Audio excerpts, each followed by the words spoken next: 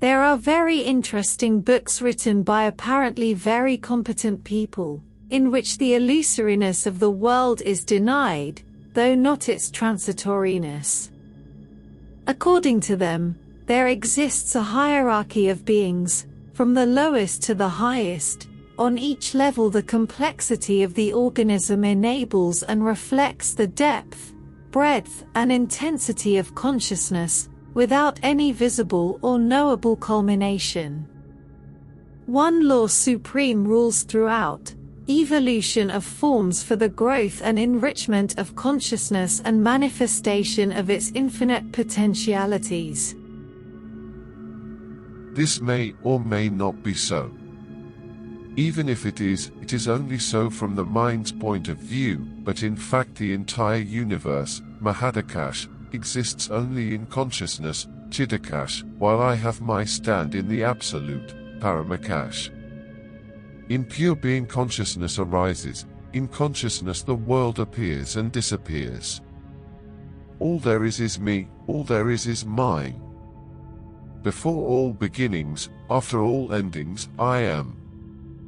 All has its being in me, in that I am, that shines in every living being. Even not being is unthinkable without me. Whatever happens, I must be there to witness it. Why do you deny being to the world?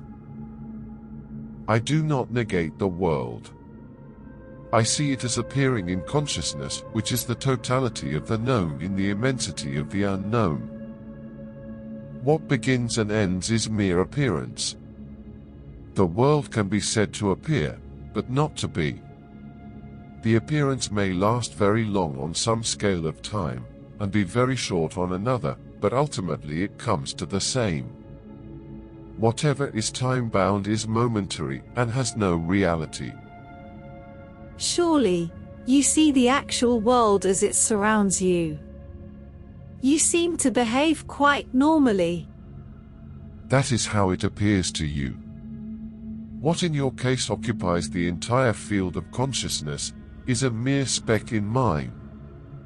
The world lasts, but for a moment. It is your memory that makes you think that the world continues. Myself, I don't live by memory. I see the world as it is, a momentary appearance in consciousness. In your consciousness? All idea of me and mine, even of I am, is in consciousness. Is then your absolute being, Paramakash, unconsciousness? The idea of unconsciousness exists in consciousness only. Then, how do you know you are in the supreme state?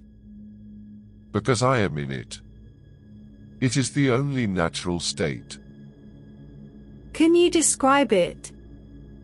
Only by negation, as uncaused, independent, unrelated, undivided, uncomposed, unshakable, unquestionable, unreachable by effort.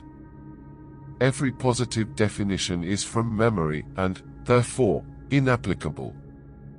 And yet my state is supremely actual and, therefore, possible, realizable, attainable. Are you not immersed timelessly in an abstraction? Abstraction is mental and verbal and disappears in sleep or swoon. It reappears in time. I am in my own state, Swarupa, timelessly in the now.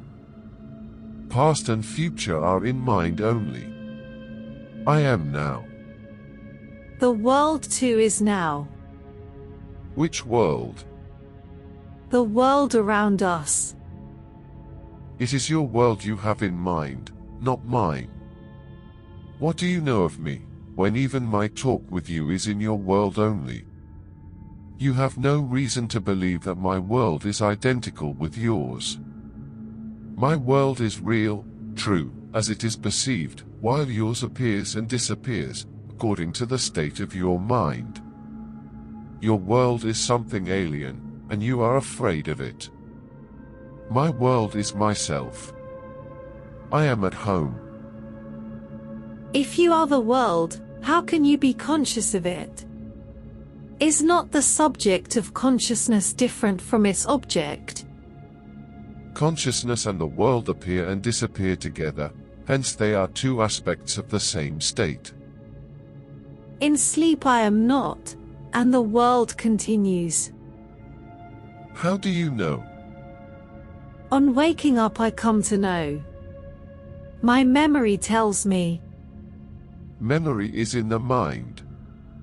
The mind continues in sleep. It is partly in abeyance. But its world picture is not affected. As long as the mind is there, your body and your world are there. Your world is mind-made, subjective, enclosed within the mind, fragmentary, temporary, personal, hanging on the thread of memory. So is yours. Oh no. I live in a world of realities, while yours is of imagination. Your world is personal, private, unshareable, intimately your own. Nobody can enter it, see as you see, hear as you hear, feel your emotions and think your thoughts. In your world you are truly alone, enclosed in your ever-changing dream, which you take for life. My world is an open world, common to all, accessible to all. In my world there is community, insight, love, real quality. The individual is the total, the totality in the individual. All are one and the one is all. Is your world full of things and people as is mine? No, it is full of myself. But do you see and hear as we do? Yes, I'll appear to hear, see, talk and act, but to me it just happens.